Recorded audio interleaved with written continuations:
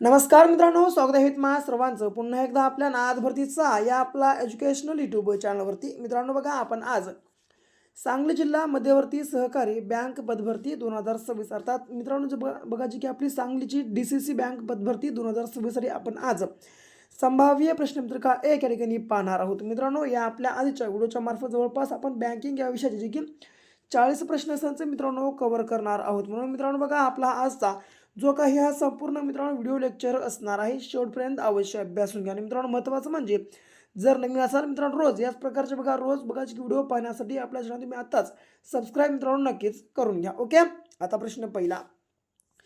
मध्यवर्ती बँक ही सदस्य बँकांना ज्या दराने कर्ज देते त्या दरास काय म्हणतात? मित्रांनो बघा, मध्यवर्ती बँक ही सदस्य बँकांना ज्या दराने कर्ज देते त्या दरास मित्रांनो बघा जी की क्रमांक अ बँक दर असं म्हटलं जातं. ओके, पुन्हा भारतात नोटा छापण्याची शाई कोणत्या देशातून आयात केली जाते? तर मित्रांनो बघा, याचं उत्तर जे की क्रमांक व स्वित्झर्लंड मित्रांनो बघा जिकडे असणार असेल. ओके, आता शेती व ग्रामीण विकासाची राष्ट्रीय बँक. मित्रांनो, शेती व ग्रामीण विकासाची राष्ट्रीय बँक म्हणजे नाबार्ड बँकची स्थापना केव्हा झाली? तर मित्रांनो बघा की नाबार्डची स्थापना ही जे की 12 जुलै 1982 मध्ये मित्रांनो झालेली आहे. ओके, पुन्हा रेपो रेट म्हणजे ज्या व्याजदराने डॅश डॅश. मित्रांनो बघा, आता रेपो रेट म्हणजे काय? तर मित्रांनो, RBI व्यापारी बँकांना जे कर्ज देते मित्रांनो त्याला रेपो रेट असे म्हणतात. म्हणजे जे की क्रमांक ड मित्रांनो या ठिकाणी आपल्या प्रश्नाचं एक करेक्ट आन्सर असणार असेल. ओके,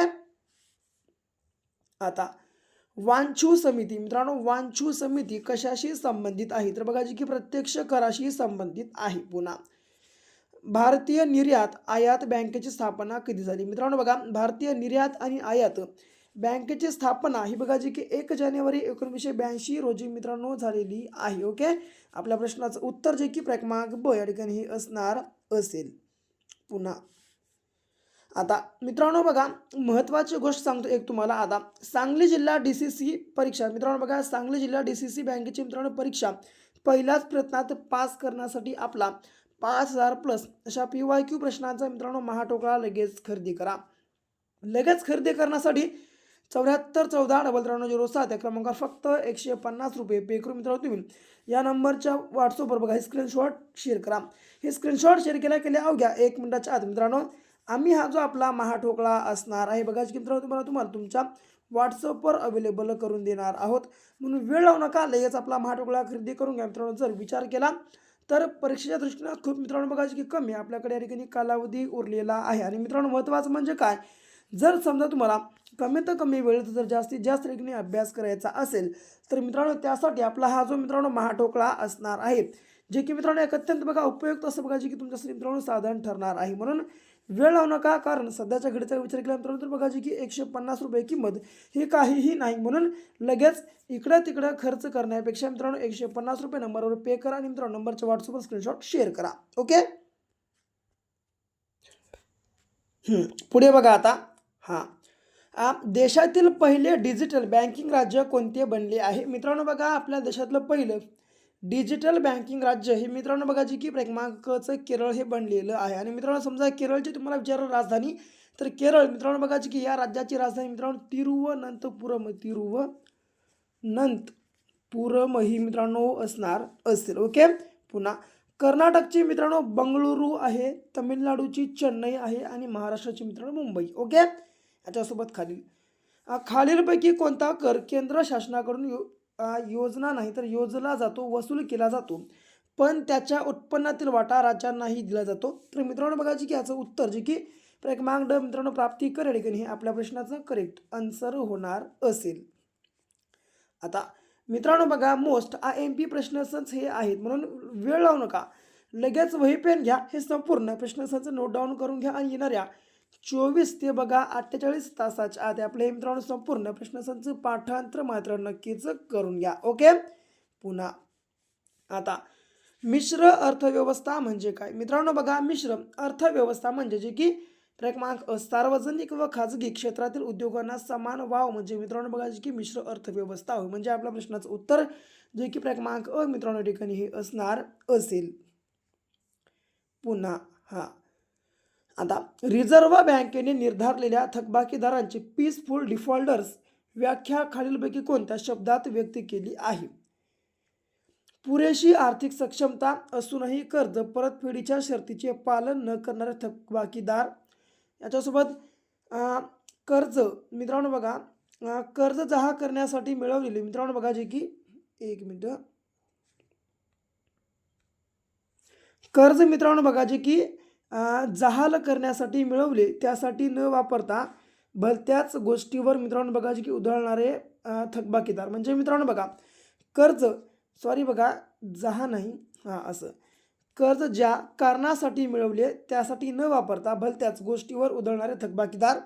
याच्यासोबत कर्ज मिळवताना तारण ठेवलेल्या तारण मालमत्तांची बँकांना माहिती न देता परस्पर विल्हेवाट लावणारे, की थकीत कर्जाची रक्कम 25 लाखपेक्षा अधिक असलेले थकबाकीदार. मित्रांनो यापैकी बघा जे की क्रमांक 2 बघा जे की अ, ब आणि क, ड हे मित्रांनो बघा अ, ब, क आणि ड हे चारही मित्रांनो आपल्या प्रश्नाचं उत्तर जे की क्रमांक 2 मित्रांनो असणार असेल. ओके, तर मित्रांनो ठिकाणी काय निर्धारण केलेलं बघा जे की थकबाकीदारांच्या मित्रांनो पीसफुल डिफॉल्टर्स व्याख्या ही खालीलपैकी कोणत्या शब्दात व्यक्त केली? त्यापैकी सर्व मित्रांनो बघा जे की शब्दामध्ये या ठिकाणी व्यक्त केलेली आहे. पुन्हा नाबार्ड प्रत्यक्षपणे डॅश डॅशला पतपुरवठा करते. मित्रांनो बघा नाबार्ड ही बँक बघा जी की प्रत्यक्षपणे राज्य सहकारी बँकेला मित्रांनो पतपुरवठा या ठिकाणी करत असते. पुन्हा केंद्रीय सांख्यिकी संस्थेचे मुख्यालय कोणत्या ठिकाणी आहे? मित्रांनो केंद्रीय सांख्यिकी संस्थेचं मुख्यालय हे बघा जे की दिल्ली या ठिकाणी आहे, लक्षात ठेवा. पुन्हा जागतिक आर्थिक मंचाची स्थापना कधी झाली? मित्रांनो जागतिक आर्थिक मंचाची स्थापना हे बघा जी की क्रमांक 1971ला करण्यात आली होती. पुन्हा राष्ट्रीय लोकसंख्या धोरण 2000 नुसार लोकसंख्या वाढीचा दर कोणत्या वर्षापर्यंत स्थिर ठेवण्याचे लक्ष्य आहे? मित्रांनो बघा जी की राष्ट्रीय लोकसंख्या धोरण 2000 नुसार जी की लोकसंख्या वाढीचा मित्रांनो दर हा बघा जी की 2045 मित्रांनो बघा जी की वर्षापर्यंत बघा जी की स्थिर ठेवण्याचं मित्रांनो लक्ष्य आहे. पुन्हा ATM सुविधा सुरू करणारे भारतातील पहिली बँक कोणती आहे? मित्रांनो बघा ATM सुविधा ही सुरू करणारी आपल्या भारतातली पहिली बँक कोणती? तर HSBC ही मित्रांनो बघा जी की बँक आहे. ओके, आपल्या प्रश्नाचं उत्तर जे की क्रमांक अ या ठिकाणी असणार असेल. आता रिझर्व्ह बँकेने कोणत्या देशांची मध्यवर्ती बँक म्हणून काम पाहिले आहे? मित्रांनो बघा आपल्या रिझर्व्ह बँकेनं बघा जे की पाकिस्तान आणि म्यानमार या 2 देशांचे मित्रांनो बघा की मध्यवर्ती बँक म्हणून मित्रांनो काम पाहिलेलं आहे. पुन्हा RBIच्या चिन्हांमध्ये कशा कशाचे चित्र आहे? मित्रांनो बघा RBIचे जे मित्रांनो बघा चिन्ह आहे या चिन्हामध्ये नेमका कशा कशाचं चित्र आहे? तर मित्रांनो बघा यामध्ये जे की नारळाचं झाड आणि वाघ या दोघांचं मित्रांनो बघा जे की प्रामुख्याने चित्र आहे. पुन्हा आत्तापर्यंत किती वेळा भारतात रुपयाचे अवमूल्यन केले गेले? मित्रांनो बघा आत्तापर्यंत किती वेळा आपल्या भारतामध्ये 1 रुपयाचं किंवा समजा आपल्या रुपयाचं अवमूल्यन केलं गेलं? तर बघा जी की क्रमांक 3 वेळा. पहिलं 1949, दुसरं 1966 आणि तिसरं 1991ला, लक्षात ठेवा. पुन्हा प्रादेशिक ग्रामीण बँकांची स्थापना कोणत्या समितीच्या शिफारसीनुसार झाली? मित्रांनो बघा प्रादेशिक ग्रामीण बँकांची बघा जी की स्थापना ही बघा जी की एम नरसिंहन समिती मित्रांनो बघा जी की या समितीच्या शिफारशीनुसार मित्रांनो झालेली आहे. म्हणजे क्रमांक अ या ठिकाणी आपल्या प्रश्नाचं उत्तर असणार असेल. पुढचा चलनवाढीचा दर 3 ते 60% असेल तर त्याला कोणती चलनवाढ म्हटले जाते? मित्रांनो बघा जर चलनवाढीचा दर हा 3 ते 7% असेल तर त्याला मित्रांनो बघा जी की चालणारी चलनवाढ असं म्हणतात. ओके, पुन्हा चलनवाढीचा दर 3% कमी असेल तर त्याला कोणती चलनवाढ म्हणतात? तर मित्रांनो बघा याला बघा जी की याला म्हणतात रांगणारी चलनवाढ. जर मित्रांनो बघा 3% कमी असेल तर रांगणारी, 3 ते 7% असेल तर बघा जी की चालणारी. ओके, पुन्हा जर चलनवाढीचा दर 6 ते 20 बघा 6 ते 20% दरम्यान असेल तर त्याला कोणतीही चलनवाढ म्हणतात? तर मित्रांनो बघा याला बघा जी की पळणारी चलनवाढ म्हणतात. ओके, जी की क्रमांक ब लक्षात ठेवा. पुन्हा पहिला 20 कलमी किंवा 20 कलमी कार्यक्रम कधी सुरू करण्यात आला? तर मित्रांनो बघा पहिला 20 कलमी कार्यक्रम हा बघा जी की 1975 वर्षी मित्रांनो बघा जी की या ठिकाणी सुरू करण्यात आलेला आहे. इंदिरा आवास योजना कोणत्या वर्षी सुरू करण्यात आली? मित्रांनो बघा इंदिरा आवास ही योजना बघा जी की 1985 वर्षी मित्रांनो बघा जी की सुरू करण्यात आलेली आहे. पुन्हा खार जमीन संशोधन केंद्र कुठे आहे? मित्रांनो बघा, खार जमीन संशोधन केंद्र हे बघा जे की पनवेल या ठिकाणी मित्रांनो आहे आपल्या प्रश्नाचं उत्तर. पुन्हा लोकसंख्या जास्त दराने वाढत गेली म्हणून कोणत्या वर्षाला जे की महाविभाजन वर्ष असे म्हणतात? मित्रांनो बघा, लोकसंख्या जास्त वेगाने वाढत गेली म्हणून बघा जे की मित्रांनो कोणत्या वर्षाला जे की महाविभाजन वर्ष असे म्हणतात? तर याचं उत्तर बघा जे की क्रमांक ब 1921 आपल्या प्रश्नाचं जे की करेक्ट आन्सर आहे. भारतीय गुंतवणूकदारांचे हितसंबंध जपण्यासाठी कोणती संस्था स्थापन करण्यात आली? मित्रांनो, भारतीय गुंतवणूकदारांचे हितसंबंध जपण्यासाठी कोणती संस्था स्थापन करण्यात आली? याचं उत्तर बघा जे की क्रमांक ब मित्रांनो सेबी ही संस्था ठिकाणी असणार असेल. ब्रह्मानंद वकील, मित्रांनो बघा, ब्रह्मानंद वकील यांच्या प्रतिमानावर आधारित पंचवार्षिक योजना कोणती? मित्रांनो, ब्रह्मानंद वकील यांच्या प्रतिमानावर आधारित जी की पंचवार्षिक योजना कोणती? तर ती म्हणजे मित्रांनो जी की क्रमांक ड ची 7वी आहे. पुन्हा 6 बँकांचे बघा मित्रांनो, 6 बँकांचे राष्ट्रीयकरण कोणत्या योजनेत केले? मित्रांनो बघा, 6 बँकांचे राष्ट्रीयकरण कोणत्या योजनेमध्ये केले गेले? तर याचं उत्तर बघा जे की 6व्या मित्रांनो बघा जे की योजनेमध्ये करण्यात आलेलं होतं. पुन्हा भारतातील पहिली कापड गिरणी कोठे व कोणत्या वर्षी स्थापन झाली? मित्रांनो बघा, आपल्या भारतातली पहिली कापड गिरणी कोठे व कोणत्या वर्षी स्थापन झाली? तर मुंबई या ठिकाणी मित्रांनो बघा की 1954 या वर्षी स्थापन झालेली आहे. पहिले लोकसंख्या धोरण कधी घोषित करण्यात आले? मित्रांनो बघा, पहिलं लोकसंख्या धोरण हे बघा जे की क्रमांक अ 1976 या वर्षी मित्रांनो जे की घोषित करण्यात आलेलं आहे. पुन्हा बघा, भारतातील पहिली ताप नाही, टायपिंग मिस्टेक आहे, माफी असावी. तर ताग असं आहे बघा, ताग गिरणी कोठे व कोणत्या वर्षी स्थापन करण्यात आली? मित्रांनो बघा, आपल्या भारतातली पहिली ताग गिरणी रिश्रा या ठिकाणी मित्रांनो बघा 1855 या वर्षी स्थापन करण्यात आली. म्हणजे जे की मित्रांनो क्रमांक ब बघा, रिश्रा 1855 आपल्या प्रश्नाचं करेक्ट आन्सर होणार असेल. राष्ट्रीय नमुना सर्वेक्षण मित्रांनो बघा जे की संघटनेनुसार क्रयशक्ती गट कोणता? मित्रांनो बघा, राष्ट्रीय नमुना सर्वेक्षण संघटनेनुसार क्रयशक्ती गट हा बघा जे की क्रमांक क चा 15 ते 59 हा मित्रांनो बघा की वयोगट आपल्या प्रश्नाचं उत्तर असणार असेल. ओके.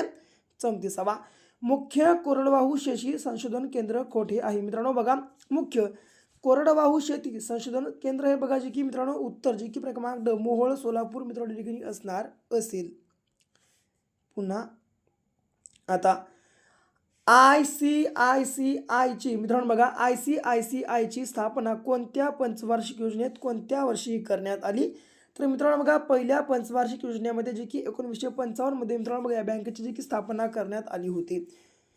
1980 वर्षी 200 कोटींपेक्षा जास्त भांडवल असणाऱ्या किती बँकांचे राष्ट्रीयकरण करण्यात आले? मित्रांनो बघा, 1980 मध्ये जे की 200 कोटींपेक्षा जास्त भांडवल असणाऱ्या बघा जे की जवळपास 6 बँकांचं मित्रांनो बघा जे की राष्ट्रीयकरण करण्यात आलं होतं. म्हणजे जे की मित्रांनो क्रमांक ब 6 बँका आपल्या प्रश्नाचं जे की करेक्ट आन्सर असणार असेल. पुन्हा सवलतीच्या दरात ग्रामीण गरजू व लघु उद्योगांना पुरवठा